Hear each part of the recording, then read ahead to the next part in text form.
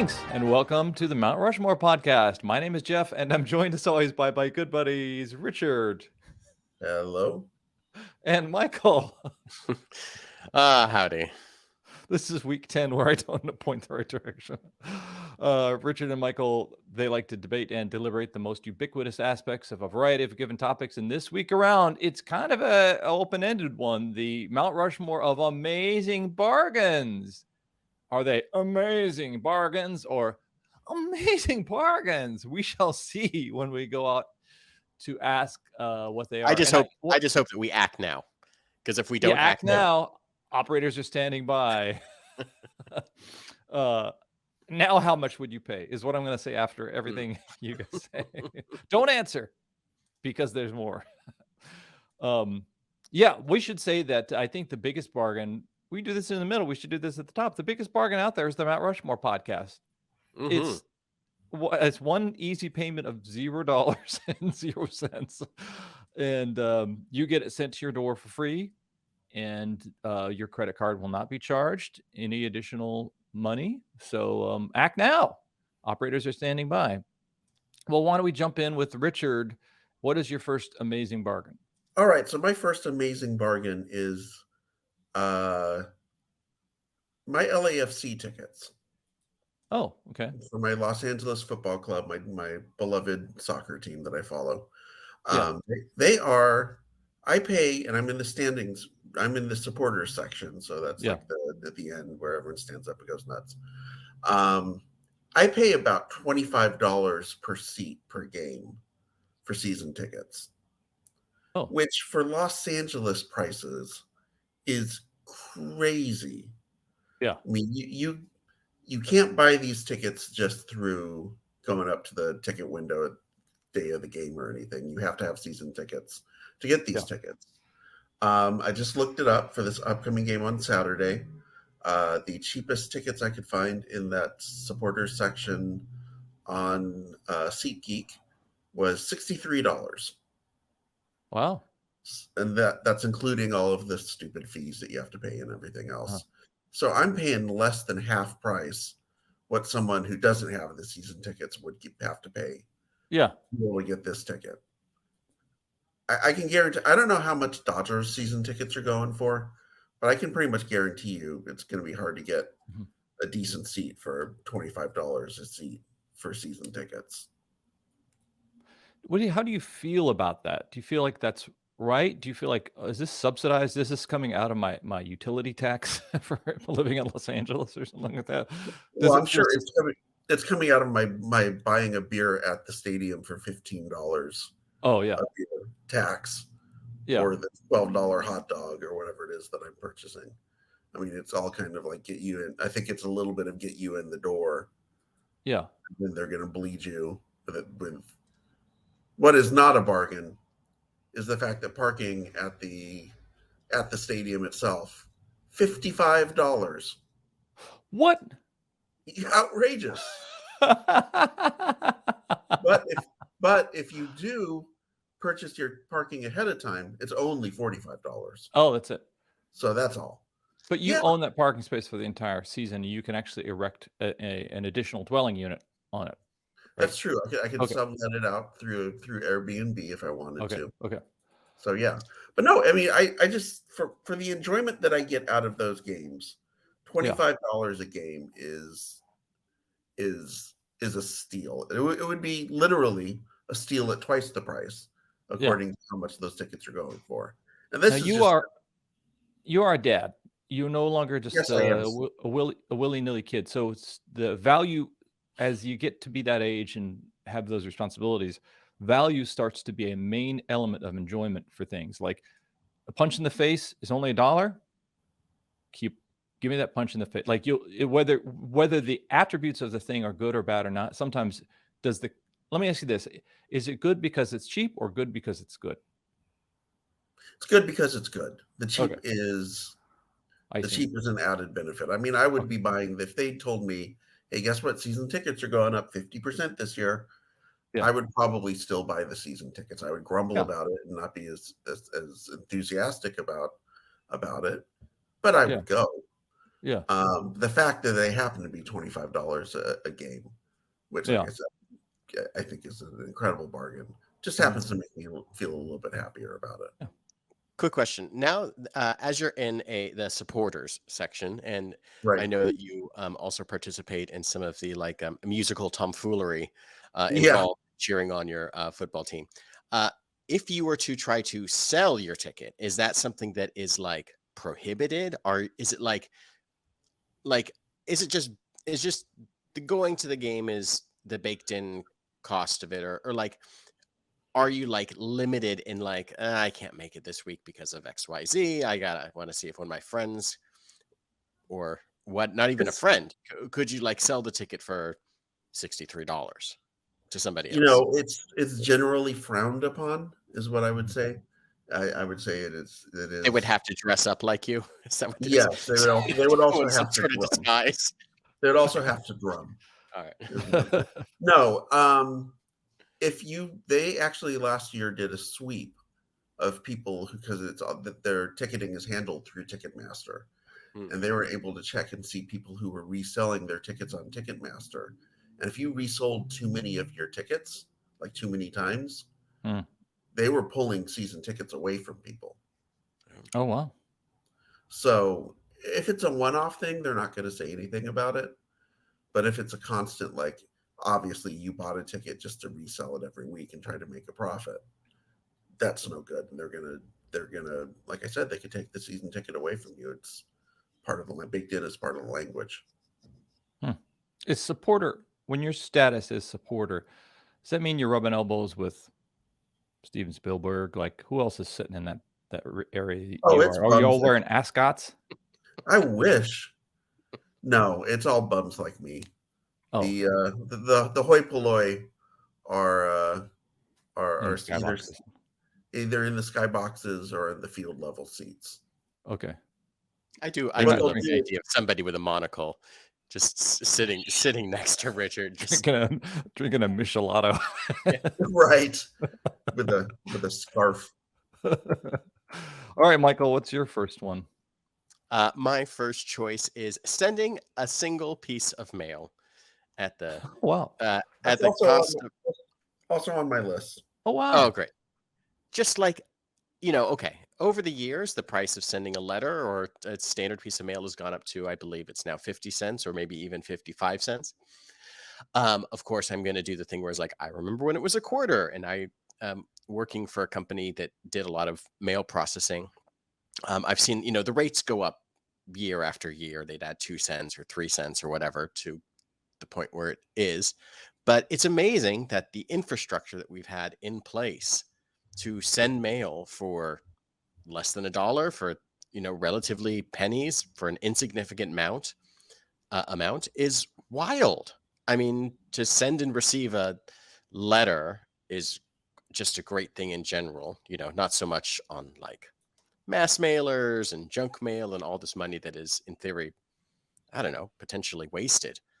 Now this doesn't speak to the cost of trying to like send a package through like USPS, which is unnecessarily expensive at times, but just sending that for, a couple hundred years. I don't know, how long has the U.S. Postal Service been in?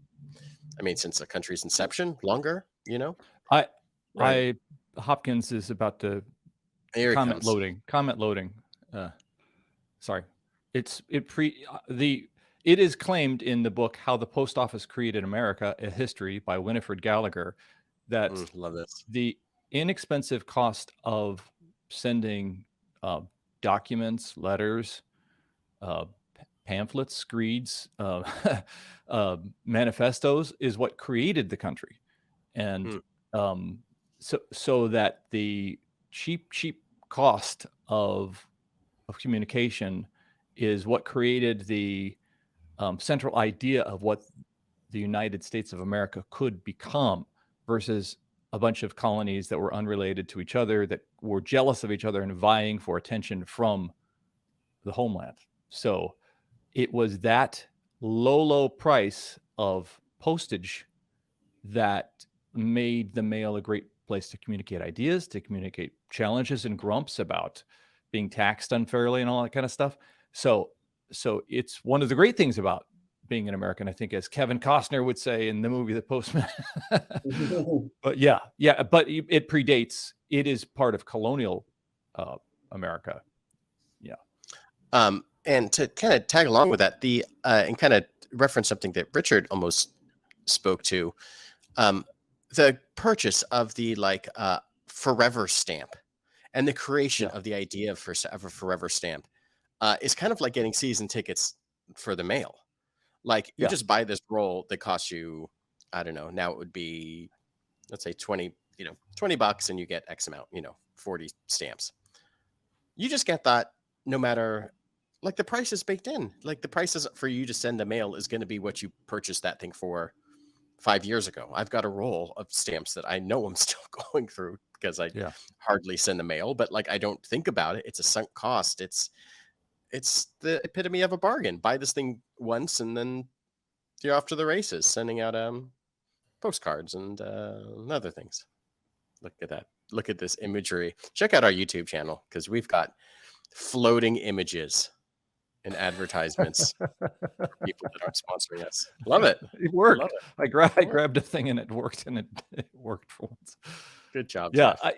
What do you think? Do you think there's also something valuable in what makes it feel so valuable? Because like email, you don't say, man, what a great deal. Or maybe you do, depending on later choices. But like, is it because you can send such sentimental things that mean so much to you? Or is it because long distance phone calls cost so much? Do you know what makes? But even that, I mean, I remember that when like the cost of a phone call was like prohibitive, like it was X, it was X dollars a minute, or 10 cents a minute, or whatever it was. And now it's another thing that I don't even think about. It's just like calls are just included in your bundled plan, whether you make phone calls or not. I know that we kind of live in an age where we're constantly trying to not be on the phone in that way. Text messages are one thing, but I cringe at a phone call coming through for no reason other than like, oh, who's calling me? This could have been a text message. Richard, why did you choose it? I think many of the same reasons. I mean, it's just, I know for a fact, the facts are that sending a piece of mail in other countries is still prohibitively more expensive, relatively speaking, than it is here in the United States. I don't have the exact numbers, so I know it's like twice as expensive in most countries to send a piece of mail. And it's just amazing that you just put it into the mailbox and somebody comes and picks it up, and somehow it winds up a couple of days later somewhere across the country. It's just the process behind how the efficiency that has to take place. And I know that we all make fun of the post office for being inefficient and losing items and all that kind of stuff.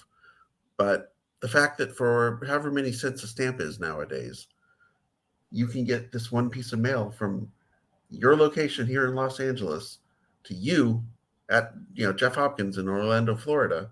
It'll take 2-3 days to get there. That's crazy.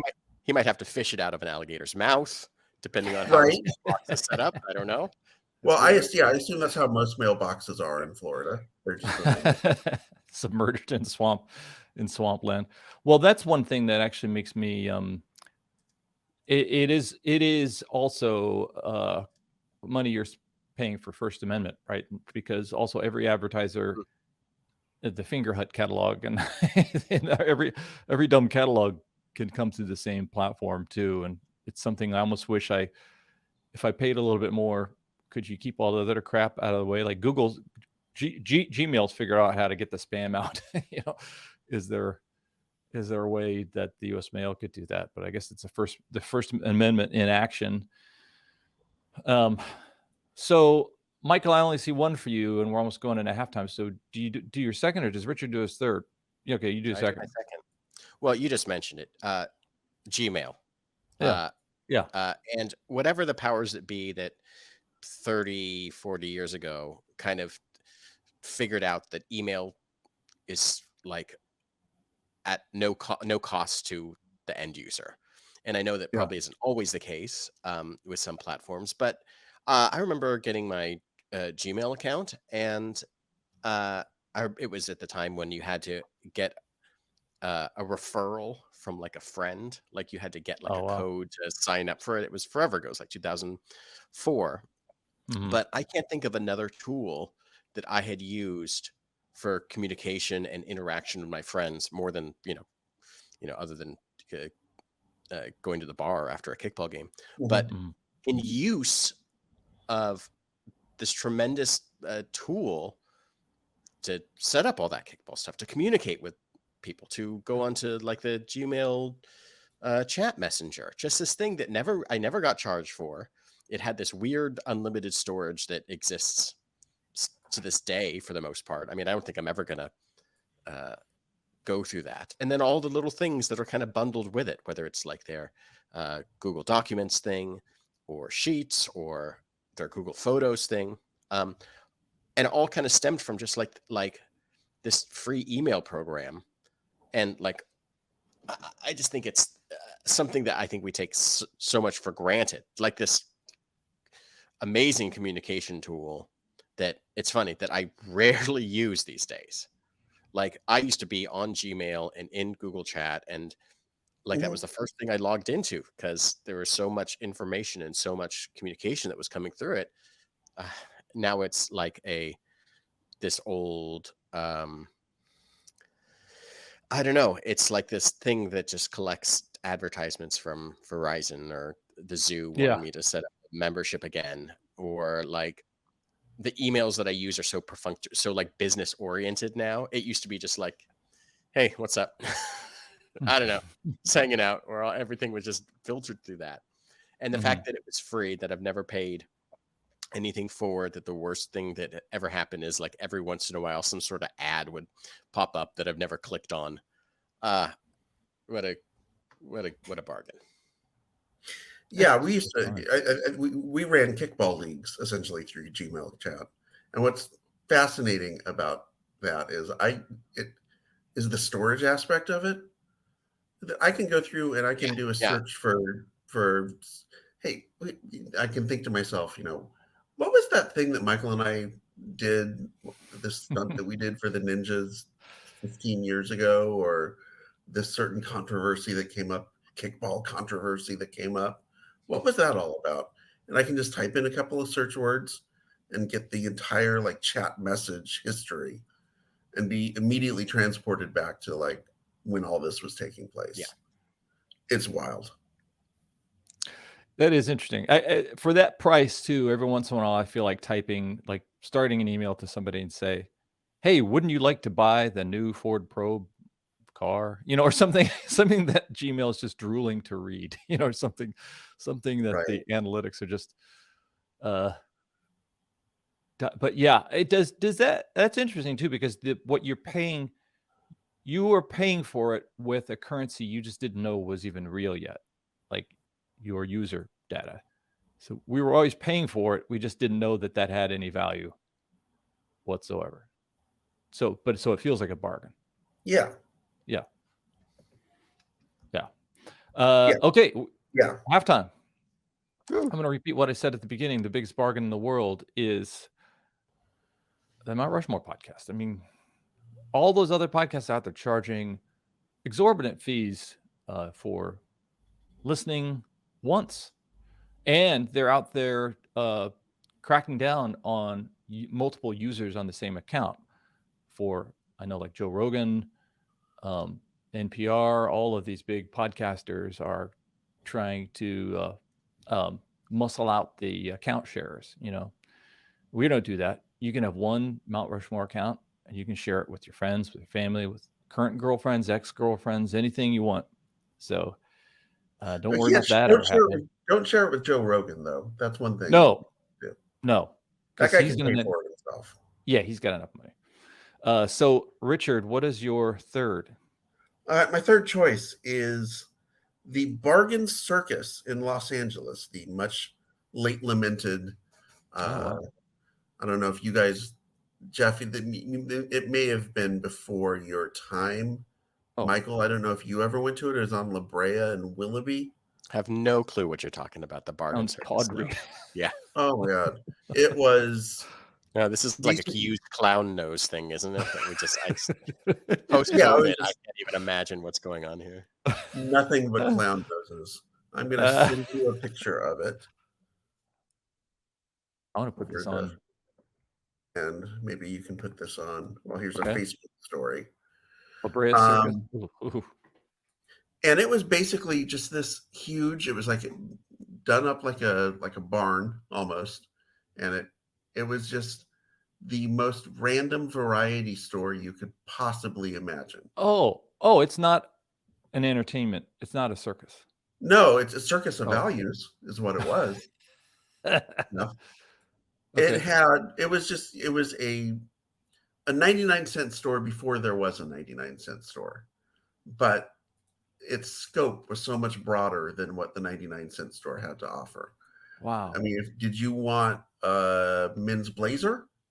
They had it there for probably $25. Did you want a violin? Did you want eggs? Did you want Russian caviar? Did you want Cheez-Its? They had all of these things and more. And it was just, there was no organization to anything. You just sort of walked in and were overwhelmed. It was like walking into a hoarder's house or something like that, except you could buy all the stuff that was there. Wow. It was an amazing way to just go in and wander around and spend an afternoon and just see like, a bicycle for $30. That's strange. And right next to it, Shasta. Mm-hmm.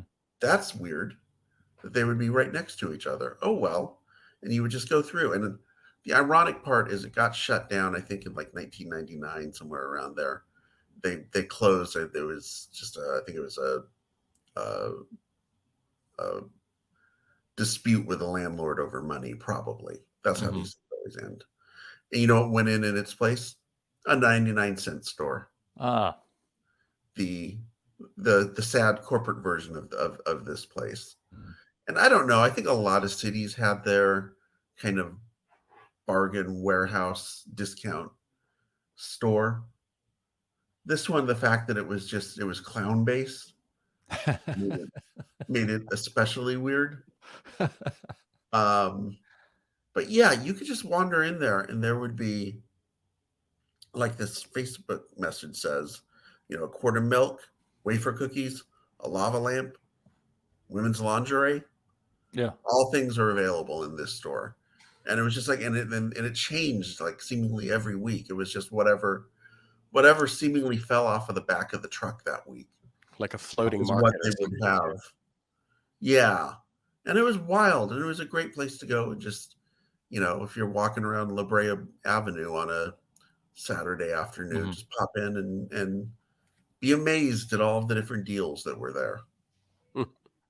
So it's definitely for me part of one of those things that's part of a certain era of Los Angeles that I'm often nostalgic for, because things have become so corporate and homogenized, and LA kind of looks and feels a very specific way now, that a place like the Bargain Circus would stick out like a sore thumb. It can't exist today. It's almost like the Times Square of LA, where there's too much tawdry. Yes. Tawdry, yeah. Yes, the same way that I get upset when now that Hollywood Boulevard, when it was, I miss Hollywood Boulevard when you really felt like you were going to get stabbed walking from bar to bar. From Frolic Room 1 to Frolic Room 2 was a fraught adventure. And the La Brea Bargain Circus certainly fits into that category for me. Not that you felt like you would get stabbed there, but just the weirdness of it. Los Angeles is significantly less weird than it was 20, 30 years ago. And I almost seems like there was a Tom Waits Los Angeles that isn't around anymore. So. Yeah, exactly. Yeah. Winfield, what's your third? My third choice is the Bevmo 1 cent wine sale. Ooh. Oh, wow. Now, I love the idea of just paying an extra penny for a second bottle of whatever mediocre wine that you're getting. It's never the best wine, but if it's only an extra penny, that 15 bottle of wine. It's only $7.50 now, really, if you think about it. Once you get down to things when you add them on for a penny, I love it. I mean, I can't. It's great. You can stock up on things that are just kind of okay. That you're never going to be like, I'm writing home about this bottle of wine. It's like, how was the wine? Yeah, it's fine. But look, there's another one that's also just fine, and it cost me 1 cent. That's a bargain for me. I love it. And like, there's always like that that feeling, some sort of expectation that you're going to walk in, you're just going to like, you're really going to take him to, take him down. Yeah. You're really going to find that real special. They know what they're doing. They know they're getting the stuff that they're having trouble selling. This is the way that they're moving merchandise. But it's never like stuff that's like like a cheap bottle of wine. It's always like just kind of higher low end stuff. So but I just that's my jam. If there's ever like the 1 cent wine sales, like, or maybe it's 2 cents. Now I don't know. Hold on. Now I'm calling everything into question. Either way, 2 cents would be, that's out of your price range. That's it. Forget it. I can't pay that. Extra it's like $3 Chuck. Like, no, it's $2 Chuck, not $3 Chuck. Do you feel like when there's a spill, at Bevmo, when they, let's say like there's a spill around the 1 cent wine sale, they don't use water, they use 1 cent wine to clean it up. Like, they use its own. There's nothing cheaper than 1 cent wine, it seems like. Is it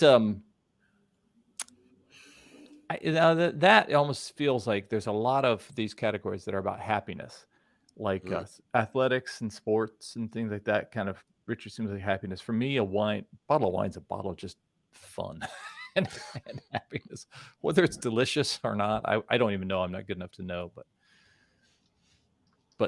are we getting to the point that money can buy you happiness? I don't know. Oh, sure, it can. Yeah, absolutely, 100%. Easy peasy. No question about that. 4 glasses of it at least. Yeah. Exactly. What's your fourth and final one, Richard? All right, my fourth and final one. Let's go with the amazing bargains. The finger quotes, amazing bargains. Okay. Michael and I attended a Founders Cup World Kickball Championship several years ago, where there was a group. Oh, this is the margarita thing. Yes. Have I told this story? I think I've heard it through the lens, but this is a good story, folks. Good story incoming, folks. Okay.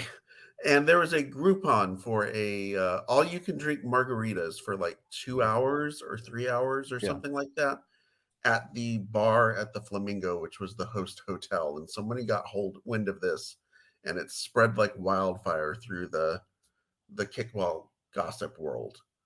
And so Michael and I bought them, and we went to, like, when we first checked in, we went to the bar, and it was a shit show. It was just, people were waiting like 15, 20 minutes to get their margaritas. It was super packed. And I think Michael and I just looked at it and said, like, you know what? Why don't we come back and get our margaritas after the tournament is over? That seems like that's a good plan. Boy. The problem with that plan is that I got very drunk that day, and then sobered up. And friends, if you ever got done day drinking and then sobered up and then tried to drink again, that's where your body says, what are you doing? You fucking idiot. What are you trying to put me through? And we went after we got back from the tournament, and there was like nobody at the bar. It was like our little group plus, like, I think Doug and Monica, a couple of our friends were there, maybe a couple of other people. And the margaritas were like from these, like a Slurpee machine. One of those like margarita Slurpee machines. Yeah. And they were giving you cups that were like these like 8-ounce plastic cups.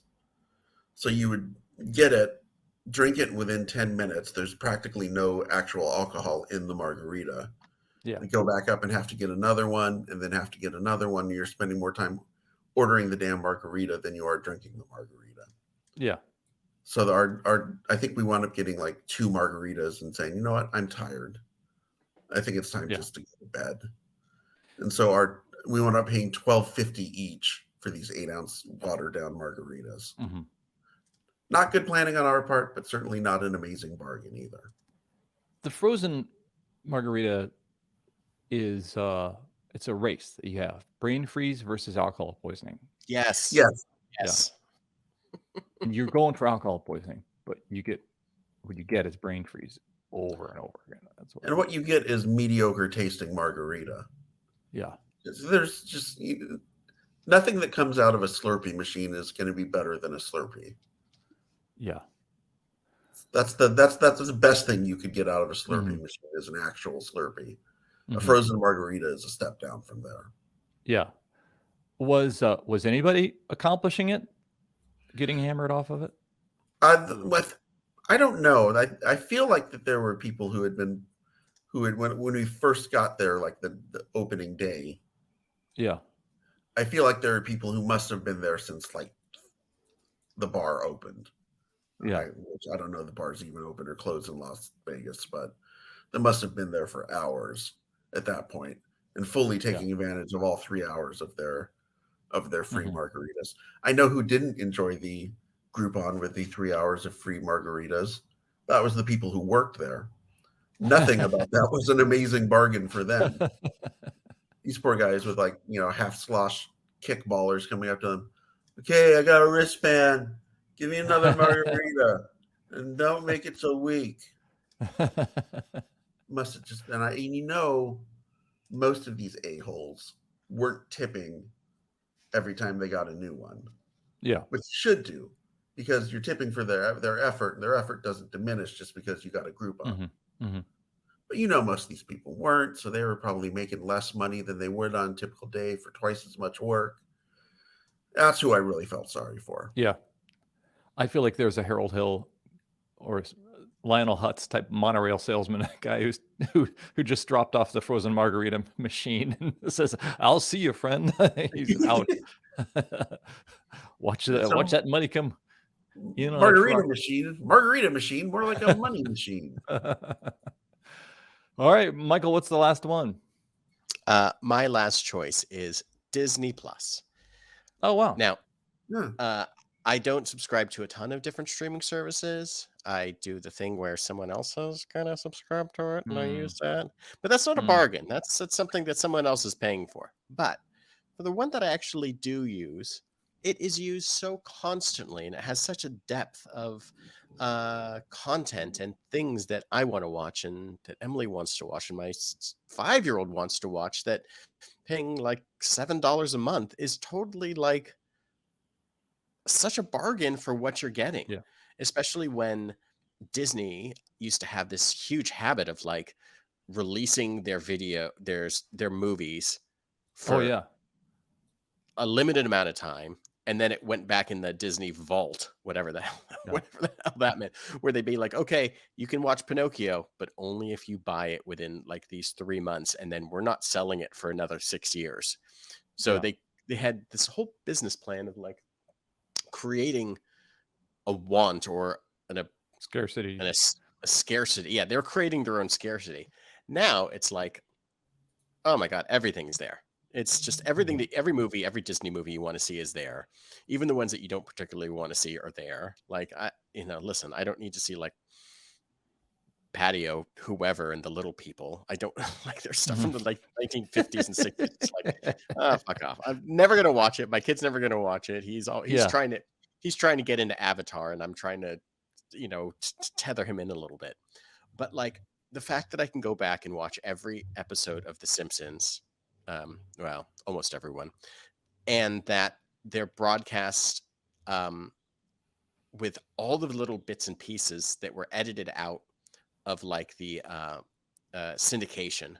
So watching episodes of The Simpsons that has an extra minute or two of things that I haven't seen since I was 11, 12, 13, and knowing 90% of an episode, yet seeing 10% more is such a wild like thrill to be like, oh my God, I've never seen this joke. I've seen this episode. I know everything about it, but I've never seen this joke. I think we've talked about this before. But that's just like the one aspect of it. The fact that they have all this new Star Wars content. They have all this new Marvel stuff that comes out. They have all this stuff. And like, I don't know, I pay it once a month and I don't even think about it. Or I pay a yearly fee and I don't think about it. I mean, I think what is also a bargain is that they don't do that thing that like HBO does, where they like remove things. Right. They just keep adding stuff on there. There's nothing that I'm like, oh, how come I can't? Nope, it's still there. Okay. All right. Well, that's fine. And then you go to HBO and you're like, I'm really looking forward to this thing that I saw last month. It's like, well, I'm sorry, we've removed it. Why? Why? What are you doing? Server space, Michael. HBO only has so much. It only has so much room on their external hard drive. I guess so. I guess it's on loan. I think they do that when it's on loan, because I'll see some Disney stuff every once in a while out on Netflix or somewhere, and I guess they loan it out.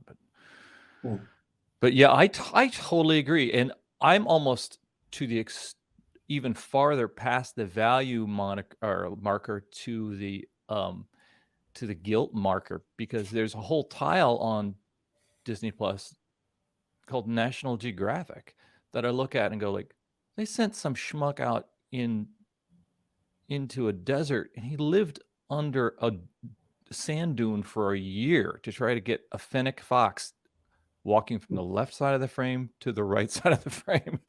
And holy shit. I try to watch that Nat Geo stuff and I just get so tired after a while that like, no, I'm going to watch Captain America for the 20th time. But yeah, it is such value. What I think they're able to do, and I know the question wasn't how can they do it, but HBO doesn't have a Warner Brothers theme park to send you advertisements to. Netflix doesn't have a Netflix store at every mall in the United States. I think Disney does such a good job of leveraging user data, especially on their mobile platforms, know where you are, what you like, what you're doing, that it could be free. It could be free because they're mining so much information from you. Yeah, what's your definition of free? Yeah, that's true. You're paying for it. So let's go with what a great thank you, Michael and Richard, for responding to this silly suggestion. But let's go with sending a piece of mail, because United States, go United States and post USA. Let's go LAFC, because I hear this football thing is pretty good. They have it overseas, but they're trying to get it to work over here. Let's go Gmail, because I am nostalgic for even just a little bit of kickball fun times that I kind of got in on the tail end of it. And let's go. He talks about tail end. Richard, this guy was around like. This guy was the video magnet of kickball. Those were fun. And I'd never heard of it before, so thank you for hipping me to this thing, La Brea Circus. It seems like where Tim Burton would just write screenplays, the front of that. Just like look around and be like, I can do a screenplay on the first three things I see when I walk in. The bicycle, the circus, Pee-wee. This has been the Mount Rushmore of amazing bargains. Again, always the most amazing bargain is this podcast. Thank you for those who have purchased it and take advantage of it, and thanks for those who are sharing it. I'm always Jeff. I'm Richard. I'm Michael.